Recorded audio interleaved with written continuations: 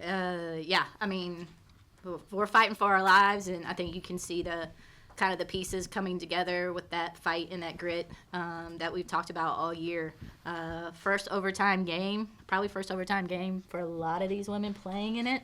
I thought they handled, the pressure and very, very well towards the end, making free throws, knocking down big shots, hitting layups, especially in that overtime period. I think was a huge factor for us. Hi, just a quick question. So during the first half, you saw a lot of pressure, right? Full court pressure. In the second half, or I guess during halftime, what were the adjustments that you guys made that made you guys feel more comfortable when they would press? Yeah, I think we were more attacking instead of waiting for me to call a play or waiting for me to do something, where they just naturally flowed into what they can do. Jacoya can get downhill. Kylie can get downhill. Instead of just waiting for me, what do we do? I want them to play basketball. I wouldn't say that was a lot of adjustments. I think it was probably key on who they had guarding Jacoya, so we had to get the ball out of her hands, and I thought everybody else did a really good job in bits and pieces where they could in terms of getting it across half court. And Kylie forcing overtime with a big stop and some buckets down the stretch. Then in overtime, winning your matchup. Can you take us kind of through your performance today and how it felt kind of from start to finish? Yeah, glory to God. Honestly, that was a couple prayers down the stretch for us for sure. And it's March. We're going to be present for this win, but I think we're on to the next, and if things swing our way, we want to make it to the tournament. So that is just kind of our mindset going into the entire game. And even our practices, coach has been giving us our flowers on, doing better and having that intensity in practice first so that it translates. So I think that's what, made the biggest difference for us today.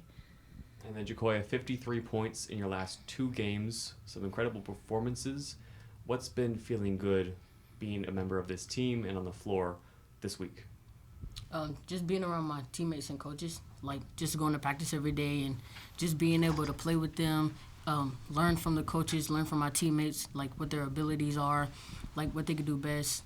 And just knowing, also being myself while around them so they know what I can do, and just, leaning on each other, coaches and teammates.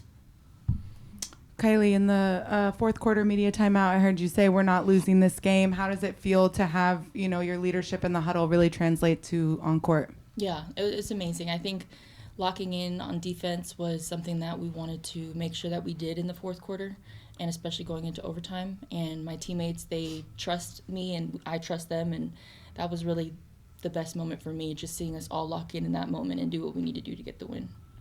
And Coach, I'm sitting there counting fouls, got a little nervous in the first half. What adjustments did you make to keep the team physical but reduce that foul fear? We had to go offense defense a little bit with this one. And then also their matchups. We played a lot more zone than I think I wanted to, and then they started crashing the offensive board, so we had to switch back to man. But just having those little 2-3 minute blurps for Kylie, where Judith can get Kylie or Ty can get Jacoya, I think that helps with their fatigue, and then obviously that helps with their mental to stay locked in. So I told the officials after the game that if it's an overtime game, it's the officials' fault. So they got a good chuckle out of that. So thank you guys. Congratulations. Thank you.